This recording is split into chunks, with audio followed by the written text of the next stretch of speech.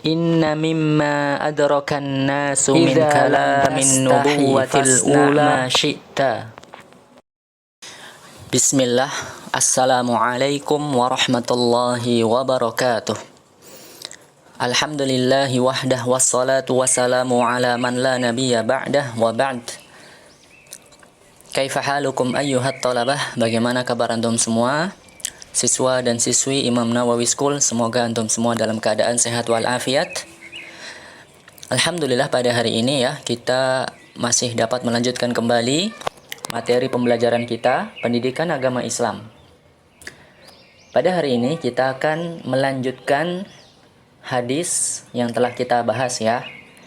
Pada pertemuan sebelumnya kita membahas hadis ke-19.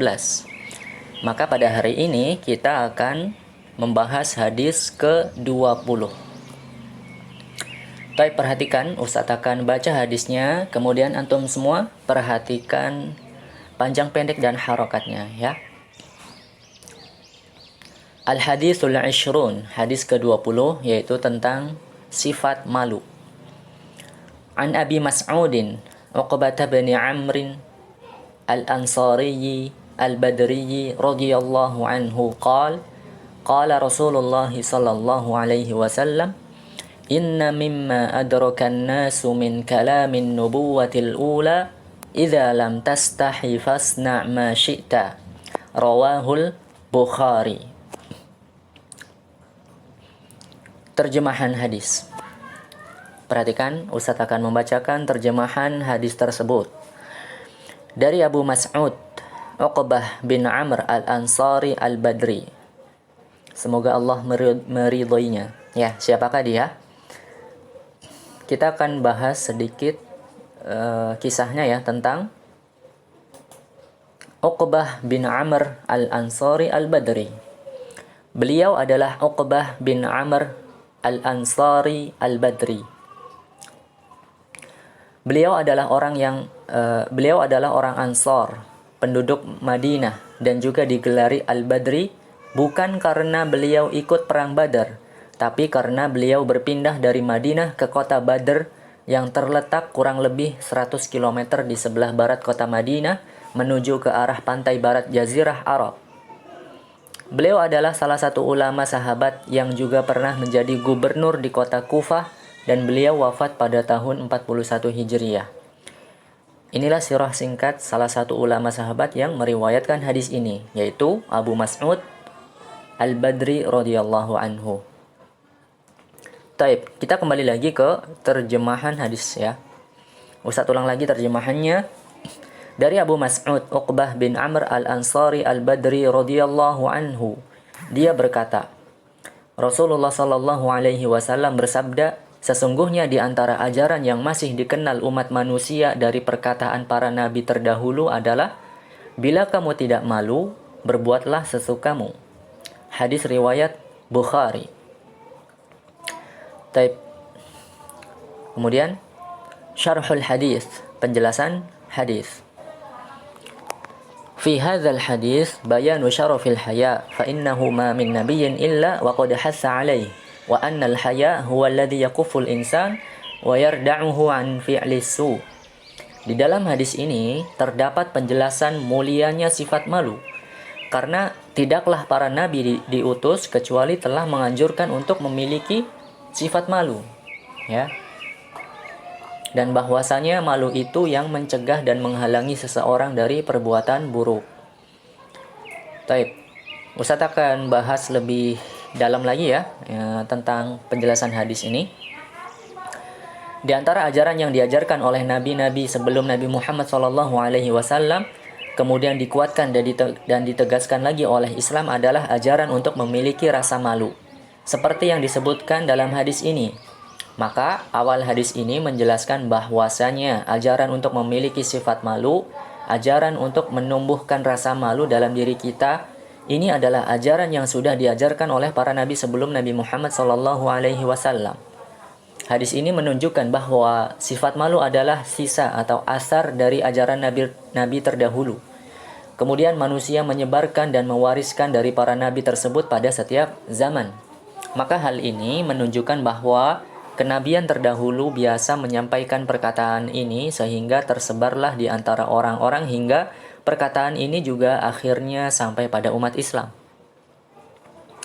Perkataan umat terdahulu bisa saja dinukil melalui jalan wahyu yaitu Al-Quran, As-Sunnah atau hadis Nabi SAW atau dinukil dari perkataan orang-orang terdahulu. Karena hal ini adalah perkataan Nabi terdahulu, maka hal ini menunjukkan bahwa perkataan ini memiliki faidah yang besar sehingga sangat penting sekali untuk diperhatikan. Para siswa dan siswi yang semoga dimuliakan Allah Ta'ala, rasa malu merupakan bentuk keimanan. Rasulullah SAW bersabda, Al-haya'u syu'batun minal iman. Malu merupakan bagian dari keimanan. Hadis riwayat Muslim. Kemudian, malu ada dua macam, yang berkaitan dengan hak Allah dan berkaitan dengan hak sesama. Pertama, malu yang berkaitan dengan hak Allah. Seseorang harus memiliki rasa malu ini. Dia harus mengetahui bahwa Allah mengetahui dan melihat setiap perbuatan yang dia lakukan, baik larangan yang diterjangnya maupun perintah yang dilakukannya. Ya, contohnya, kita harus malu kepada Allah jika kita tidak bersyukur kepadanya, ya, atas nikmat-nikmat Allah yang telah diberikan kepada kita. Ya, jadi Allah sudah banyak sekali memberikan kita kenikmatan. Nah, terus kita tidak bersyukur, ya, tidak malu untuk berterima kasih. Ya, maka ini sangat disayangkan sekali, ya. Kita harus malu, ya. Allah sudah memberikan kita banyak kenikmatan, maka kita malu kalau kita tidak bersyukur, ya, seperti itu. Kita juga harus malu kepada Allah jika kita berbuat maksiat, ya.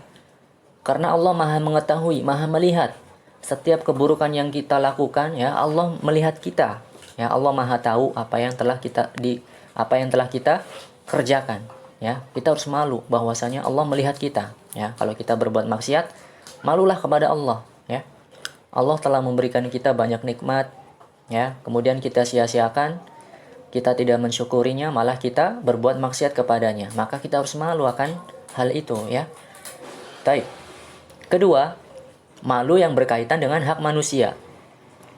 Seseorang juga harus memiliki rasa malu ini, agar ketika berinteraksi dengan sesama manusia, ia tidak berperilaku yang tidak pantas, ya, atau berperilaku dengan akhlak yang jelek, akhlak yang buruk, ya. Contoh, kita harus malu jika kita berbuat keburukan kepada sesama manusia. Kita harus malu jika kita tidak beradab baik dengan sesama manusia dan sebagainya, ya. Kita harus punya rasa malu, ya. Kita harus beradab dengan sesama manusia. Kita malu kalau kita berbuat buruk, ya, berbuat salah, tidak beradab baik. Malulah sesama manusia, ya. Kita harus punya rasa malu seperti ini, ya. Kalau kita tidak punya rasa malu seperti ini, maka kita seperti berbuat seenaknya kita, semau kita, ya.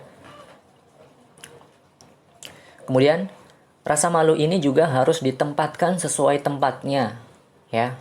Contohnya, jika kita sedang belajar, kemudian ada yang tidak kita pahami, maka kita jangan malu untuk bertanya, ya. Di sini pada situasi ini jangan malu untuk bertanya, ya, ketika kita sedang belajar, ya, guru kita, ustadz kita sedang menjelaskan, kemudian kita tidak paham, kemudian kita mau bertanya tapi malu. Nah, ini malu bukan pada tempatnya, ya. Contoh yang lain, jika kita ingin melakukan kebaikan, ya, maka janganlah malu. Perbuatan kebaikan, ya, kita jangan malu untuk melakukannya, ya. Nah, perbuatan kebaikan ini banyak sekali, ya. Kalau itu kebaikan, maka kita lakukan, ya, jangan malu, ya. Kemudian perhatikan lafaz hadis, idza lam tastahi fasna ma syi'ta. Jika tidak malu, lakukanlah sesukamu. Di sini, ya, para ulama mengatakan bahwa perkataan ini ada dua makna. Makna yang pertama, kalimat tersebut bermakna perintah, dan perintah ini bermakna mubah. Maknanya adalah, jika perbuatan tersebut tidak membuatmu malu, maka lakukanlah sesukamu. Maka makna pertama ini kembali pada perbuatan. Kemudian makna yang kedua adalah, kalimat tersebut bukanlah bermakna perintah, Para ulama memiliki dua tinjauan dalam perkataan kedua ini. Yang pertama, kalimat perintah tersebut bermakna ancaman. Jadi, maknanya adalah jika kamu tidak memiliki rasa malu, maka lakukanlah sesukamu. Ini maksudnya ancaman ya. Hal ini sebagaimana firman Allah Ta'ala, "I'malu ma syi'tum innahu bima ta'maluna basir." Lakukanlah sesukamu, sesungguhnya Allah Maha melihat apa yang kamu lakukan. Maksud ayat ini bukanlah maksudnya agar kita melakukan sesuka kita termasuk perkara maksiat. Namun, maksud ayat ini adalah ancaman. Jika kamu tidak memiliki rasa malu, lakukanlah sesukamu. Pasti engkau akan mendapatkan akibatnya. Yang kedua, kalimat perintah tersebut bermakna berita. Jadi maknanya adalah jika kamu tidak memiliki rasa malu, maka lakukanlah sesukamu. Dan penghalangmu untuk melakukan kejelekan adalah rasa malu. Jadi, bagi siapa yang tidak memiliki rasa malu, maka dia akan terjerumus dalam kejelekan dan kemungkaran. Dan yang menghalangi hal semacam ini adalah rasa malu. Kalimat semacam ini juga terdapat dalam hadis Nabi yang mutawatir. Man kadzaba alayya muta'ammidan falyatabawwa maq'adahu minan nar. Barang siapa yang berdusta atas namaku dengan sengaja, maka silakan ambil tempat duduknya di neraka. Kalimat ini adalah perintah, namun bermakna khobar, ya, bermakna berita. Jadi, jika tidak memiliki sifat malu, pasti engkau akan terjerumus dalam kemungkaran. Itu maksud perintah di sini bermakna berita, ya. Taib, para siswa dan siswi yang semoga dimuliakan Allah Ta'ala, ya, mudah-mudahan apa yang disampaikan pada penjelasan hadis ke-20 ini bermanfaat bagi kita semua ya. Semoga kita bisa menempatkan sifat malu ini sesuai tempatnya ya, sesuai yang apa yang telah tadi sudah dijelaskan ya. Wallahu a'lam bishawab. Jangan lupa tugas hari ini adalah mengerjakan soal melalui link Google Form ya. Silakan dicek di grup kelas masing-masing. Kita tutup pertemuan kita hari ini dengan doa kafaratul majlis. Subhanakallahumma wa bihamdika asyhadu an la ilaha illa anta astaghfiruka wa atubu ilaik. Wassalamu alaikum warahmatullahi wabarakatuh.